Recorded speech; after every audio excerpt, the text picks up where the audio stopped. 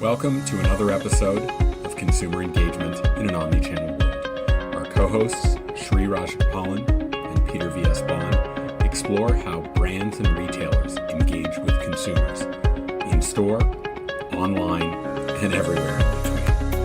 And now, here are Shri and Peter. Hello, everyone, and welcome to another episode of Consumer Engagement in an Omnichannel World. I'm your co-host, Peter V.S. Bond. I'm also the Vice President of Retail Strategy at Power Reviews.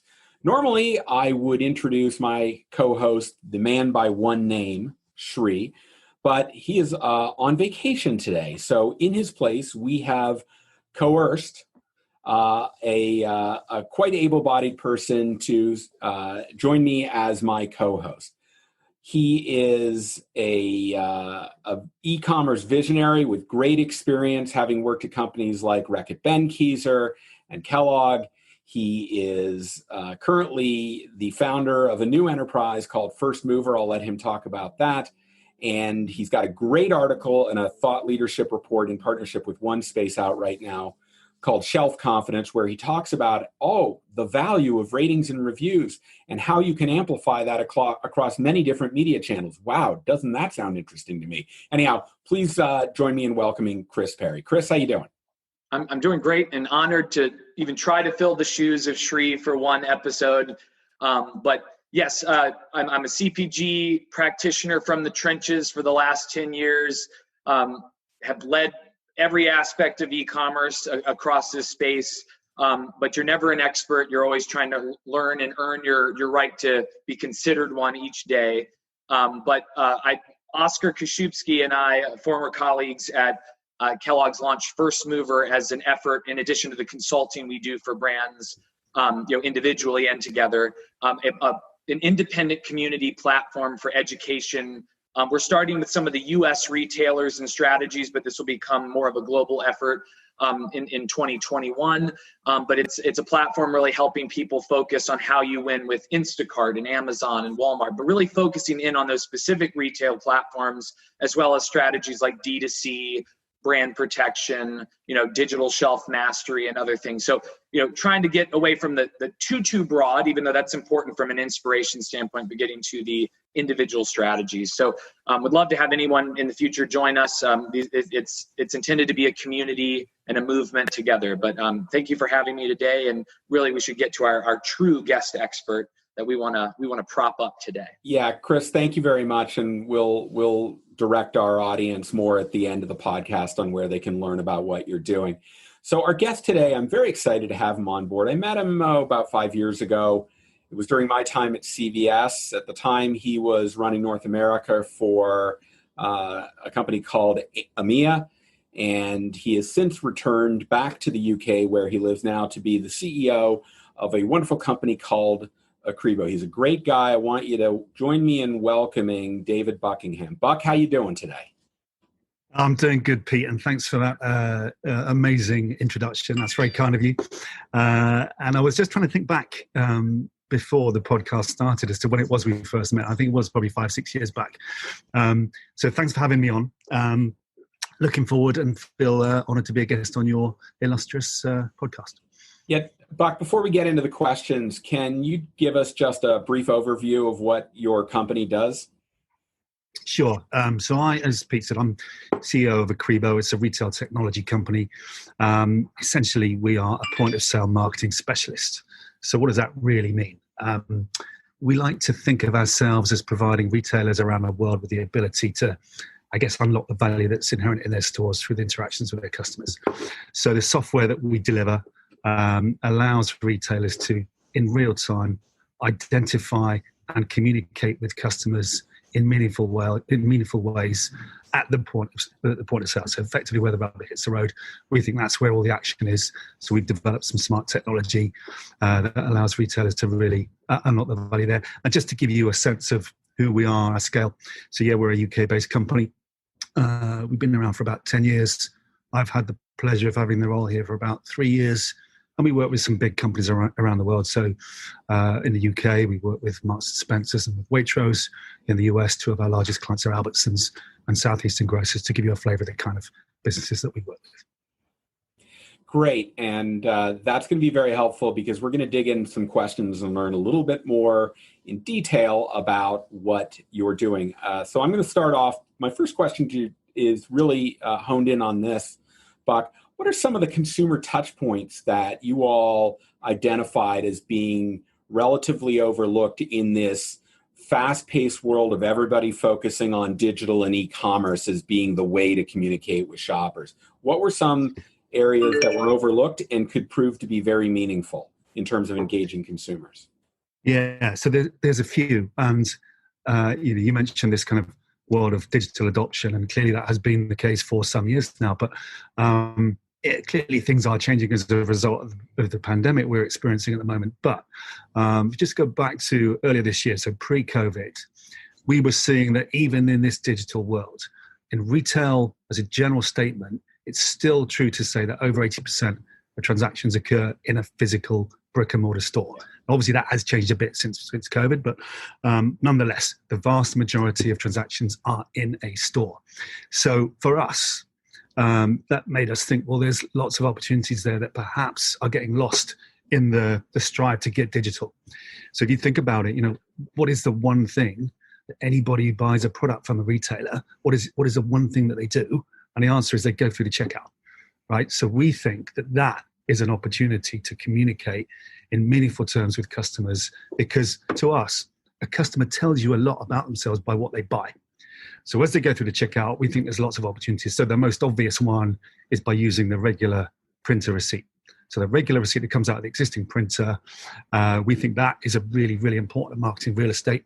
But there's others as well. So varies a little bit by retailer and by retail vertical, but it could include, for example, a customer-facing display for a retailer that has them. Give you an example, Uniqlo, one of our clients in the US and in the UK and in Europe. We help them use the customer-facing displays to ask customers if they wish to sign up for a digital receipt, for example. There's a cashier-facing display, which also can be used to pump messages out via the cashier, via the assistant. And through that same technology, we can push communications to other areas, both physical and digital, including direct-to-mobile app, out via digital receipt, via email, and so on. But primarily, it's that interaction that happens at the point of sale that we think is where the real action is and where there's a big opportunity. Right. Dave, that's great, because I think that gives some real color to some of the current things you're able to do in store with those retailers to bring it at that point of sale and engage a more personalized omni-channel experience.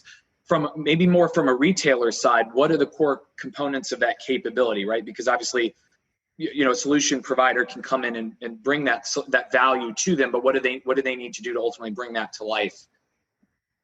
Yeah, so that's a good question, Chris, because I think historically everybody's thought of the point of sale as being this kind of big hulking machine that you can't really touch and nobody really quite knows how it works.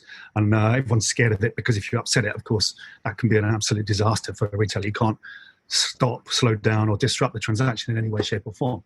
So really the beauty of Ecrebo is that we've developed some technology that really allows us to help retailers to intercept the value that's there in a completely non-disruptive fashion. So to put it in sort of quite high-level terms, essentially what we have is a few core components. The first is really where the action is, and that's at the point of sale. So a very, very small piece of software sits down at the POS, but it's actually beneath the operating layer. And all that's doing really is hooking into the data flow in real time. And so that can be the data flow between the scanner and the point of sale itself, or it could be between the point of sale and the printer when the transaction closes. And essentially what we're doing is we're sucking up all of that data. So that's everything that would regularly be printed on a receipt. So, it's the store, it's the date, it's the time, it's the items, the price, etc. If there's a loyalty program, we may get some of the loyalty ID, type of tender, etc. So we're sucking up that data. In real time, we're sending that up to the cloud. And in our cloud sits essentially a big lookup engine. And that's populated with all kinds of clever analytics. Can be provided by the retailer, can be provided by us, can be provided by a retailer's preferred third party. We're really open to working with all and sundry in that regard. But in the cloud, there's a big lookup table that's basically looking for triggers. So there will be pre-populated campaigns that the retailer wishes to run. And if the criteria that means that those campaigns are valid for that transaction are spotted, in real time, we're triggering and then the relevant action is triggered as a result of that. So let's say, for example, it could be a real simple campaign in a grocer. Let's say it's a real simple kind of basket-driven campaign where we say, if somebody buys Cheerios, then we want to give them a promotion for another cereal brand as well that's from the same portfolio, for example.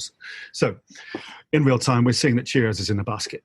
Data goes up to the cloud, trigger is activated, and then we will send, in that example, an instruction back down to the POS, just effectively inserting a series of instructions that basically says, just hold the receipt for a second, we're going to reformat it. I say a second is actually significantly less than a second. Just hold the receipt. We're going to reformat it, and we're going to print an offer which is based on that trigger. So instead of just the regular receipt coming out, the receipt will print in its normal way, and then there could be a coupon that is designed to encourage the customer back into store to pick up the product that is being promoted. So that's a really, really simple idea. But obviously, it's quite difficult to execute with the technological barriers that exist. So we've got those core pieces of technology that allow us to execute against that. And then the third piece is effectively the front end. So the customer or the client-facing front end, it's online portal, that is where retailers themselves can set up and manage campaigns on an ongoing basis. So real simple to use, can be up and running in just a couple of minutes. So there's no real lead time on the campaigns. And effectively, that is the way in which retailers can set campaigns up and running in very, very quick time and execute against the different criteria that they're looking to deliver against. Buck, that sounds terrific. You know that I came from a retail background, and I'm all about register receipts. In fact, it's probably going to be on my tombstone that I'm the guy responsible for those 6-foot-long register receipts. But in any event, during my time at CVS, I came to understand doing anything on the POS register receipt as being incredibly complex. At least it was my perception. How have you guys kind of broken through that logjam? Yeah, and that's a fair statement. It is complex, and there's lots of reasons for that. These are big installations which are typically difficult to replace. So in a lot of cases, big retailers have point of sale software and hardware that has been in place for, in some cases, decades. And what you find is, rather than rip it out and replace, which is a big undertaking, they tend to get built on top of and improved and enhanced and so on and so forth.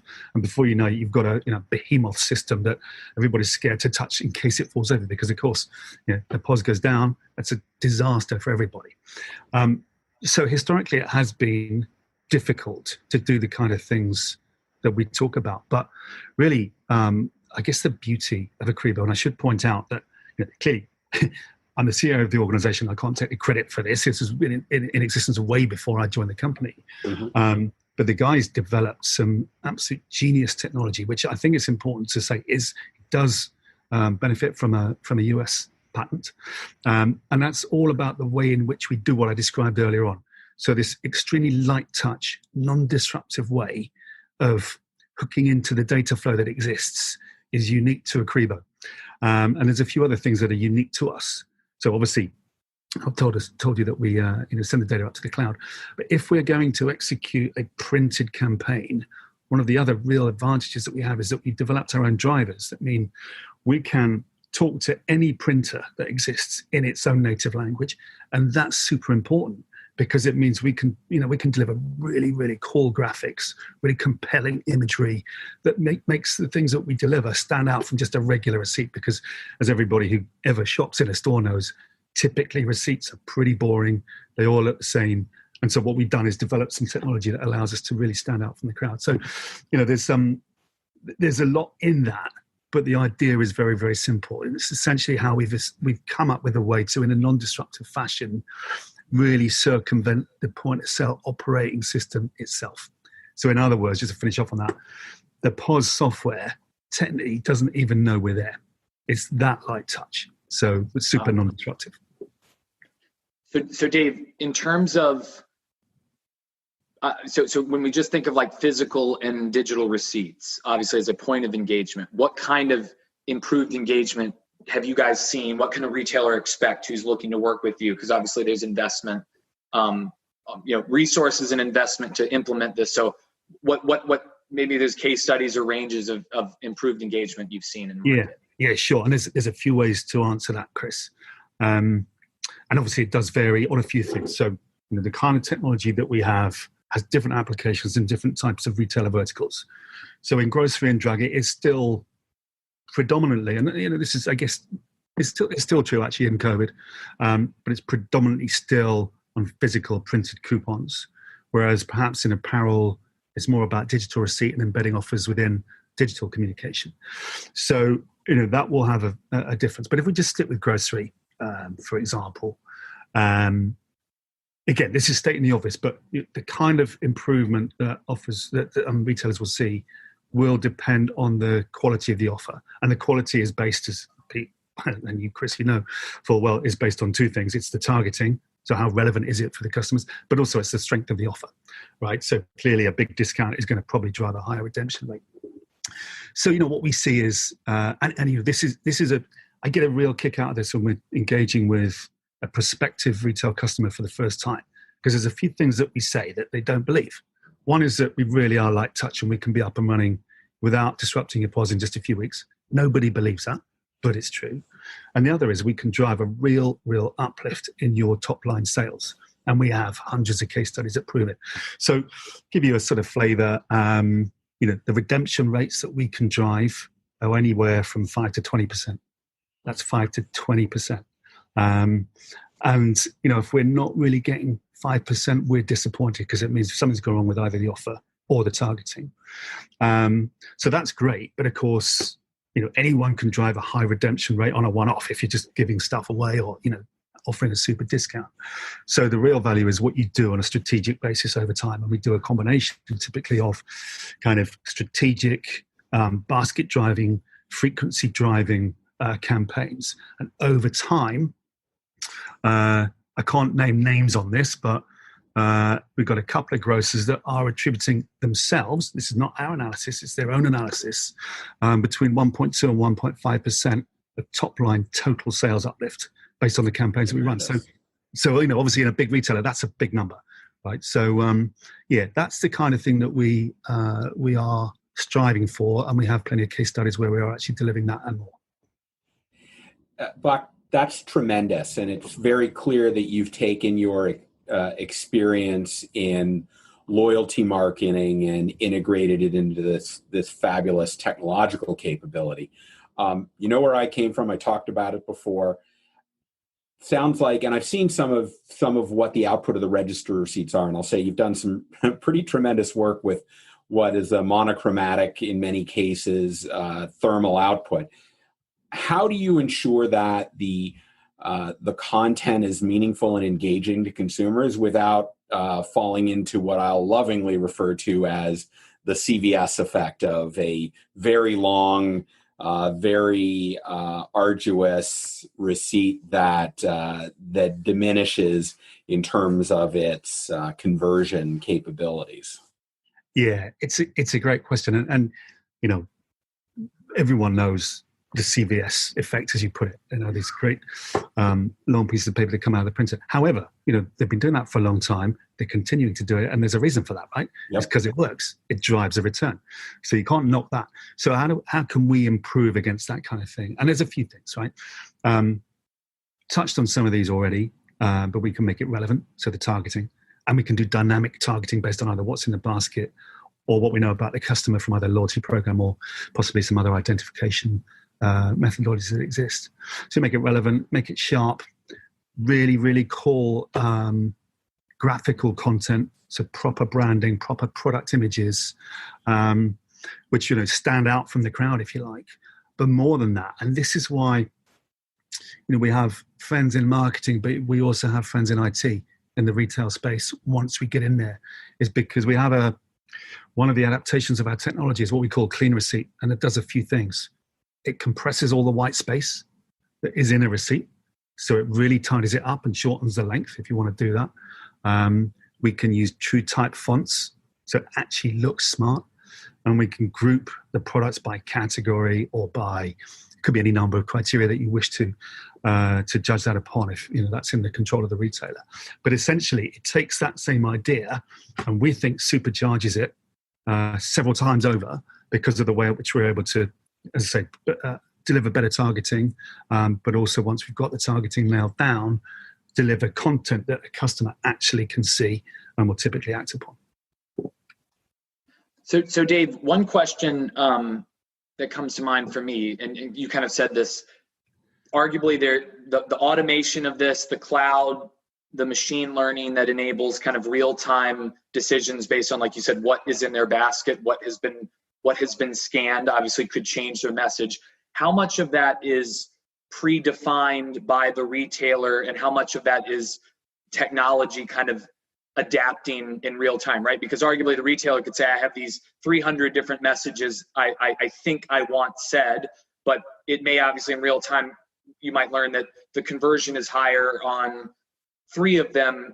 And so machine learning helps bridge that gap between the targeting, the initial targeting, and the actual experience delivery, and what's actually going to drive the greatest engagement. Yeah, so this is a kind of similar answer to some of my previous ones, in that it really does vary quite a bit by the retailer, because for us, our primary reason for existing, if you like, is, as I said at the start, is to provide retailers with the ability to unlock the value that we think is there. So how do we do that? We provide our software. So that's what we do first and foremost. So we are a retail technology company first and foremost, but of course we do have additional capabilities. So the first thing that we want to do is put the technology in the hands of our retail customers. So in some cases, Chris, the answer to your question is, well, how far does the retailer wish to push it, right? What is their current capability, or what is their desired capability, either working with their internal analytics teams or with third parties?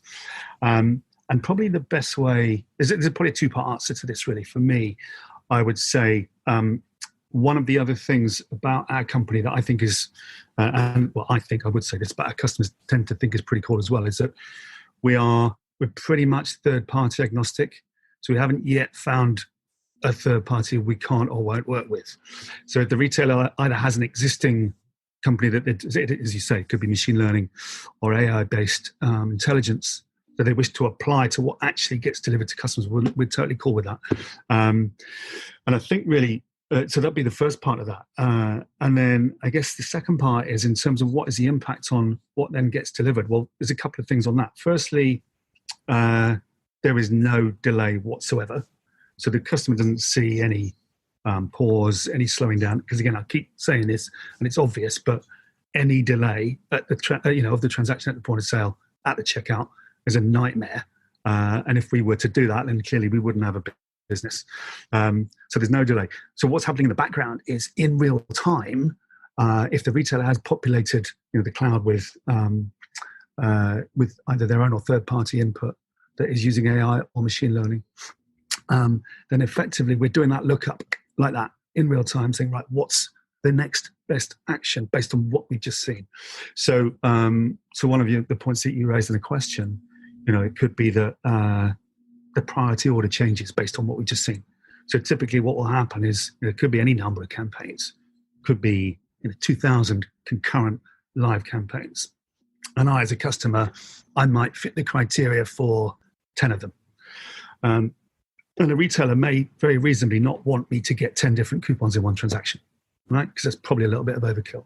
So there's a very simple way that we can prioritize those, but it's a dynamic prioritization. So it could be that, campaign A is the highest priority for customer segment 1.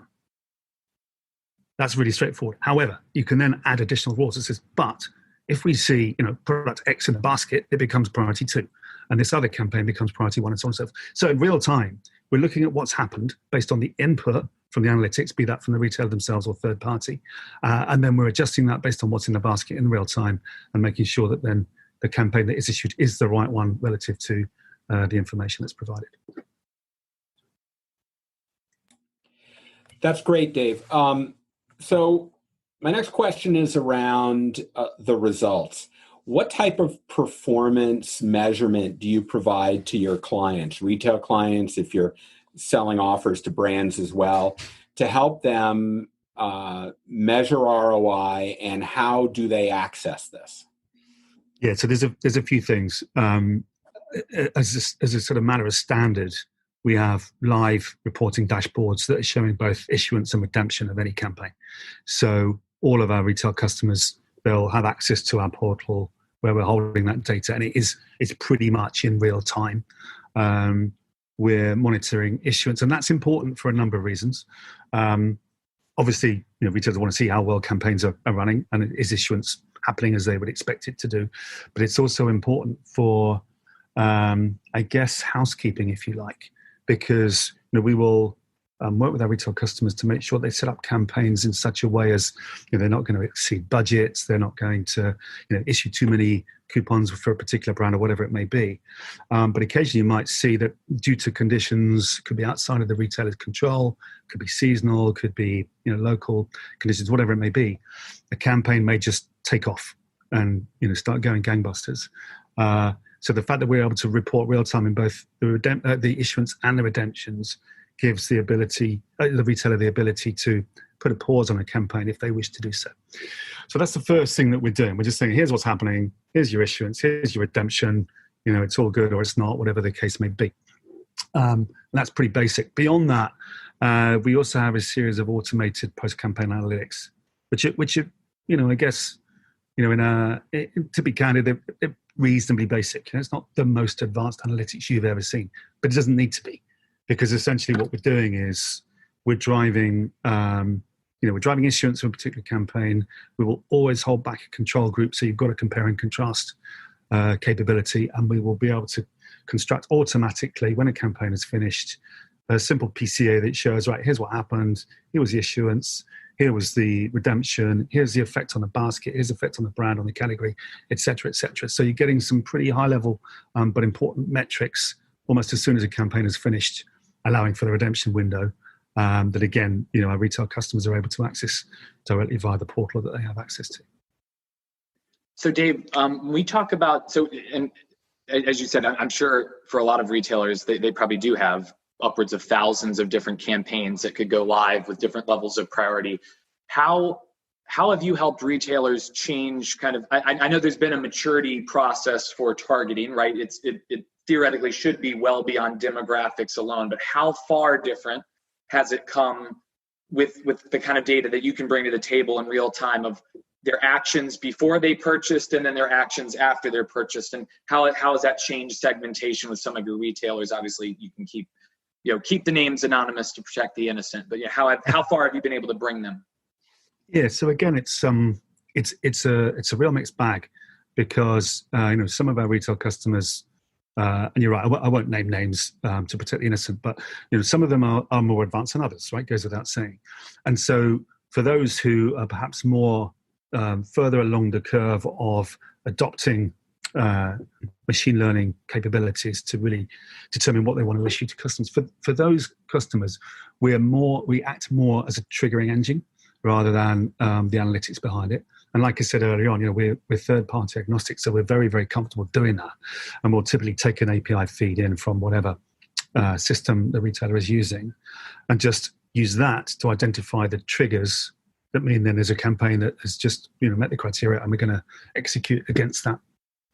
But there are others who are perhaps less advanced, for whom we have built some capabilities ourselves. So if you think about, I've described earlier on what the core elements of our technology are, and that's the core bits that kind of sit in and around the point of sale. But we do have some upstream and downstream capabilities as well, which I guess really enhance the value that we can deliver.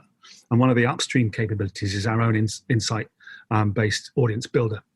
So we have an audience builder tool, which is a segmentation engine effectively. And in the same way as the retailer, and it's important to understand that this is for business users, right? This is not for IT users. So a business user, a retailer, in the same way as they can set up a simple or a complex campaign, frankly, simple or complex, up to them, using the portal, they use the same system to determine which audience segments they wish to target. And that can be based on, it's really to your point, I think, Chris, it's a combination of demographics and past and current purchasing behavior. Because we think the two things together are the most powerful way of getting the right offer into the right customer's hands at the right time. So a bit of a combination, but yeah, we developed some technology that effectively sits upstream of the core execution that allows business users to effectively create their own audiences based on the different criteria that they're looking to hit. Buck, thank you so much for giving us an in-depth understanding of how Ecrebo is taking advantage, as you said, of 80% of the transactional engagements that are occurring in this omni-channel world. Before we get you out of here, Chris and I have a couple of what we'll call, let's leverage your industry knowledge to get some rank punditry opinions on some issues of the day. We're obviously in the middle of this big pandemic, and I'd love to get your thoughts on how retailers are adjusting to the upcoming holiday season, particularly Black Friday, which is traditionally a very in-store experience, and what they should be doing to make sure that they're taking advantage of the situation as best as they can be and adjusting to the reality of the pandemic. Yeah, it's a real interesting one, isn't it? And we, nobody has a crystal ball here, right? So, I guess some of this is based on, well, what are we seeing? What do we think might happen? And, you mentioned Black Friday there, Pete. And yeah, of course, traditionally, big holiday in the US hasn't historically been so much in Europe, but it's becoming more so. So the last, I'd say 5-6 years, maybe, certainly in the UK, other European countries to a lesser extent, Black Friday has become something of a big deal. Certainly, perhaps in certain retail verticals more than others. Certainly, consumer electronics for sure. Ever since I've been at Ecrebo, because we have sit right across the spectrum of different retail verticals, we've seen the impacts of Black Friday. And pre-pandemic, we were seeing clearly a big spike in sales, as you do in the US. But actually, it was noticeably more online than in store.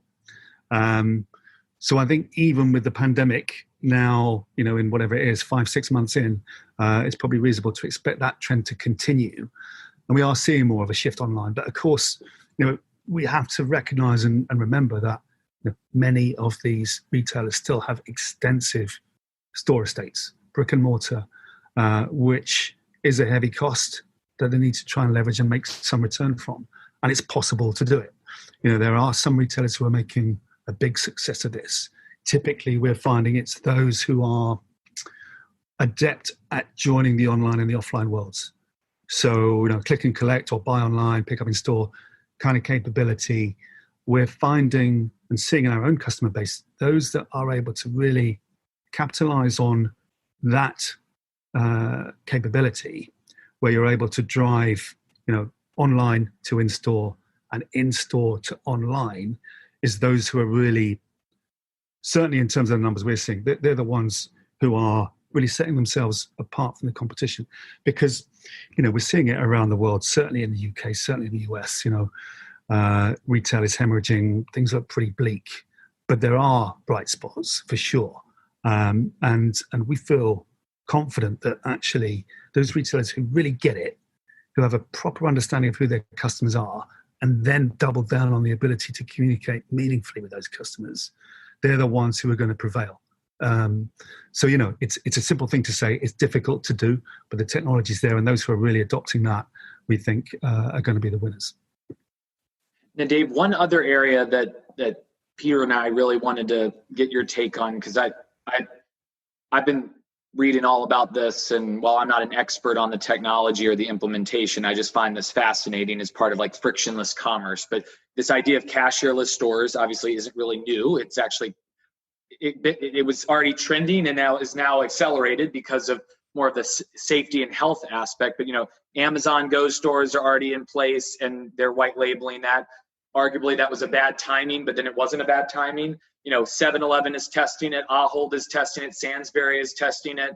And then it's not even just cashierless stores, arguably have like self-checkout, which isn't new either, but like Walmart's testing the all self-checkout store in Arkansas, really more for shopper exposure to employees. And so on one side, you have safety, health, and convenience as a benefit that may pad the top line because of a better experience.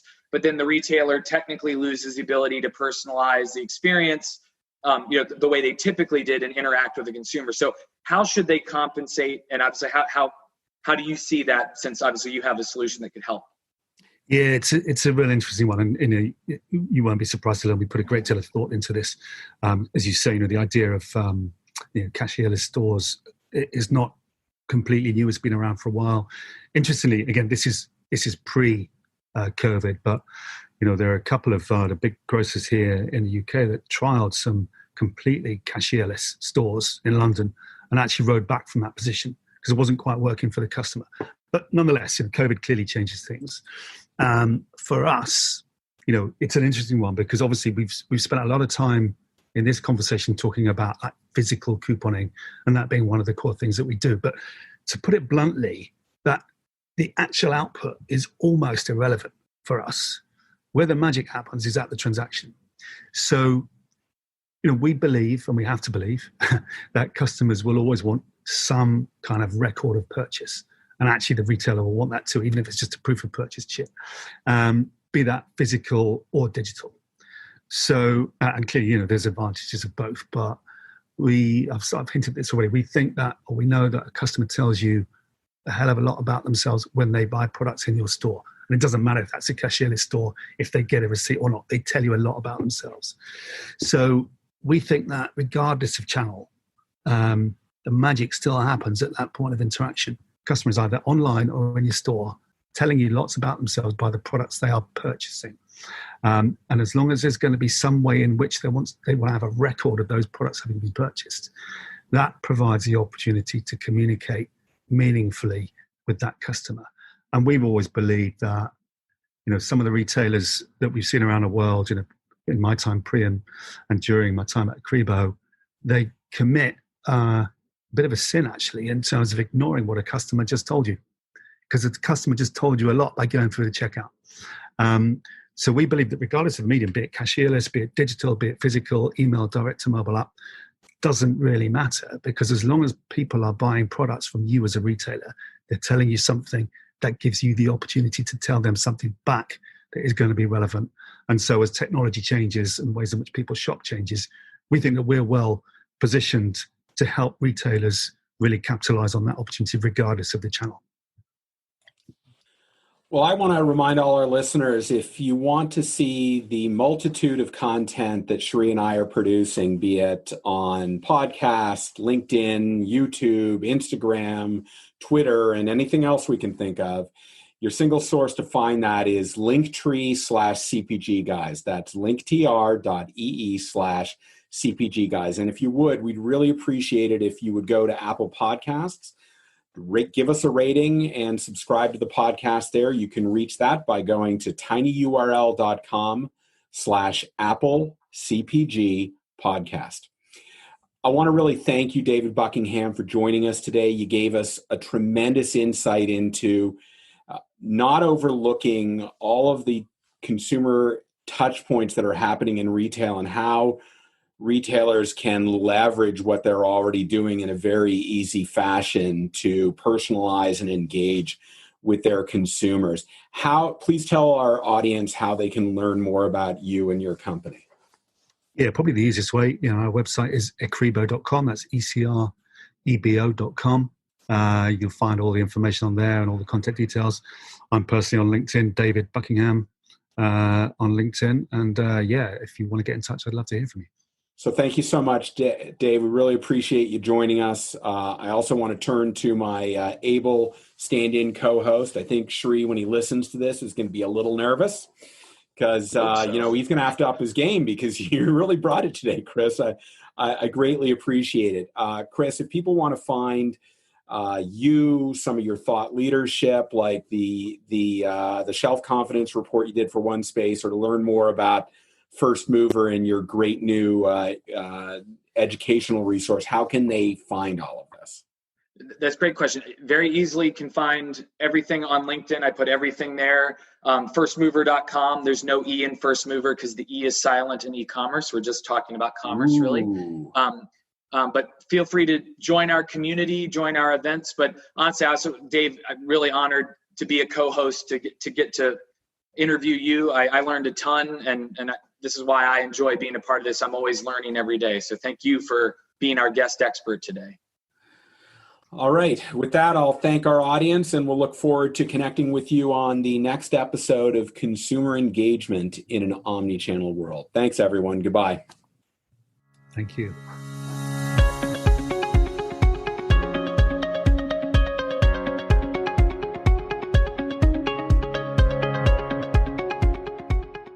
content in this podcast episode is provided for general informational purposes only. By listening to our episode, you understand that no information contained in this episode should be construed as advice from CPGGUYS LLC or the individual author, hosts, or guests, nor is it intended to be a substitute for research on any subject matter. Reference to any specific product or entity does not constitute an endorsement or recommendation by CPGGUYS LLC. The views expressed by guests are their own, and their appearance on the program does not imply an endorsement of them or any entity they represent. The views expressed by CPGGUYS LLC do not represent the views of their employers or the entity they represent. CPGGUYS LLC expressly disclaims any and all liability or responsibility for any direct, indirect, incidental, special, consequential, or other damages arising out of any individual's use of, reference to, or inability to use this podcast or the information we present in this podcast.